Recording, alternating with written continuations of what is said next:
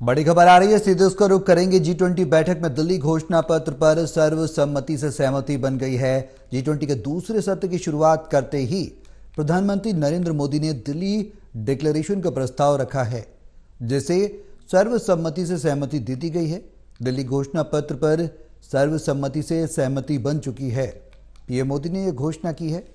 G20 शिखर सम्मेलन को लेकर बता दें कि G20 का शिखर सम्मेलन चल रहा है। तकरीबन 20 देशों के राष्ट्राध्यक्ष इस वक्त दिल्ली में मौजूद हैं और गहन मंथन चल रहा है। पूरी दुनिया की नजर आज दिल्ली के हॉट सेंटर पर है, जहां पर दुनिया के 20 देशों के राष्ट्राध्यक्ष मौजूद हैं। भारत के लिए गर्व की बात है, अध्यक्षता भारत कर रहा है।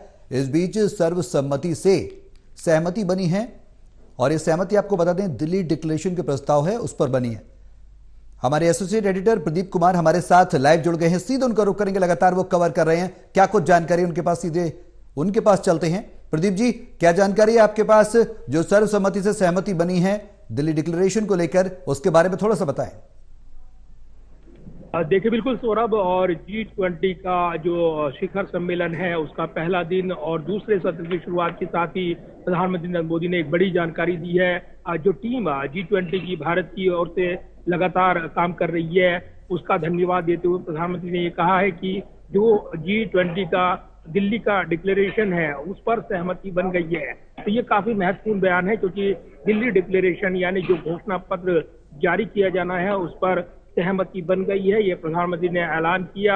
और इसी के साथ ही हॉल जो है तालियों की गड़गड़ाहट से गूंज गया जब वहां पर मौजूद थे मंत्री भी, और उन्होंने खूब तालियां बजाई। तो ये जरूर है कि जो दिल्ली डिक्लेरेशन है और जो खास तौर से आप देख पा रही हैं और जो चर्चाएं हैं कि इसमें कई बड़ी घोषणाएं की जानी है। हालांकि इसमें क्या है और इसमें क्या जानकारी दी गई है ये अभी सामने तस्वीर नहीं आई है, लेकिन दिल्ली डिक्लेरेशन को लेकर, दिल्ली घोषणा पत्र को लेकर सहमति बन गई है। प्रधानमंत्री ने ये ऐलान किया है। और इसके अलावा अगर देखें तो जब प्रेस कॉन्फ्रेंस हो रही थी कल, तब ये सवाल पूछा गया था जो शेरपा हैं अमिताभ कांत, तब उन्होंने कहा था कि दिल्ली डिक्लेरेशन को लेकर चर्चाएं हैं, कि सहमति बन जाएगी। कल ही उन्होंने इशारा किया था और आज प्रधानमंत्री की ओर से ये औपचारिक ऐलान किया गया है। तो ये जरूर है कि ये काफी महत्वपूर्ण समिट है और जिस तरीके से ये आगे बढ़ रही है तो निश्चित तौर पर इसमें कई सत्र होने हैं। और दूसरे सत्र की शुरुआत के साथ ही प्रधानमंत्री ने जो अपना ओपनिंग रिमार्क दिया उसमें उन्होंने एक बड़ी घोषणा करते हुए बताया कि दिल्ली घोषणा पत्र पर सहमति बन गई है। ये काफी महत्वपूर्ण है। और इसी के साथ उन्होंने G20 के जो समन्वय में लगी टीम है पूरी टीम को बधाई दी है और इसी के साथ एक बड़ी घोषणा करते हुए प्रधानमंत्री नजर आए हैं। बिल्कुल प्रदीप जी, और ऐसे में एक सवाल कई उठ रहे हैं, क्योंकि पूरी दुनिया की निगाहें आज दिल्ली पर हैं। दिल्ली हॉट सेंटर भी बना हुआ है 48 घंटे के लिए। कई अहम प्रस्ताव भी होंगे, कई मुद्दे भी होंगे जिन पर चर्चा की जाएगी। वैश्विक स्तर के कई मुद्दे इसमें शामिल हो सकते हैं। आगामी जो बैठकें होनी है, जो दौर चल रहा है, उसमें क्या कुछ खास रहने वाला है? देखिए, बिल्कुल अलग अलग कई सत्र होने हैं और इन सत्र के दौरान पहला जब वन अर्थ का सत्र था और उसके बाद अगले सत्र की बारी आई, उसी के साथ प्रधानमंत्री की ओर से घोषणा की गई।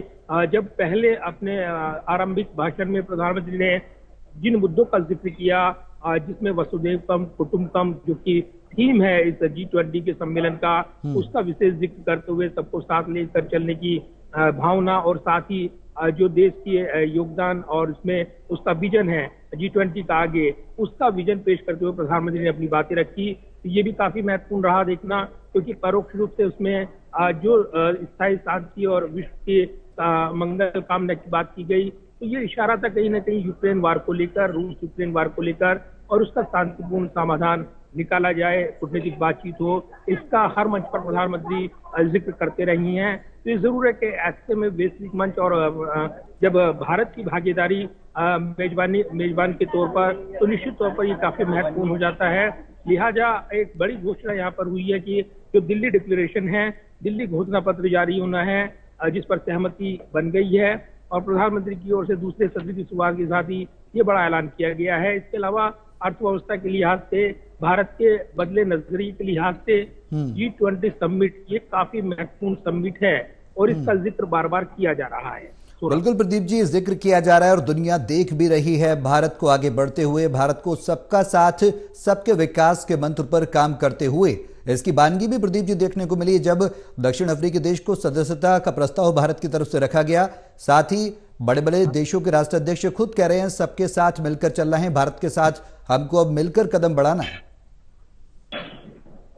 देखिए बिल्कुल, और अलग अलग देशों की बात करें तो निश्चित तौर पर ये महत्वपूर्ण हो जाता है देखना कि जो खासतौर से ऐसे वक्त जब वैश्विक चुनौती या फिर कोरोना संकट का जिक्र करते हुए प्रधानमंत्री ने उन चुनौतियों का जिक्र किया जो भारत ने सफलतापूर्वक उनका सामना किया है, तो ये जरूर है कि एक भरोसा जगाती हैं वैश्विक पटल पर। कहीं ना कहीं दूसरे देशों को एक भरोसा होता है कि भारत हर चुनौती से लड़ने में सक्षम है।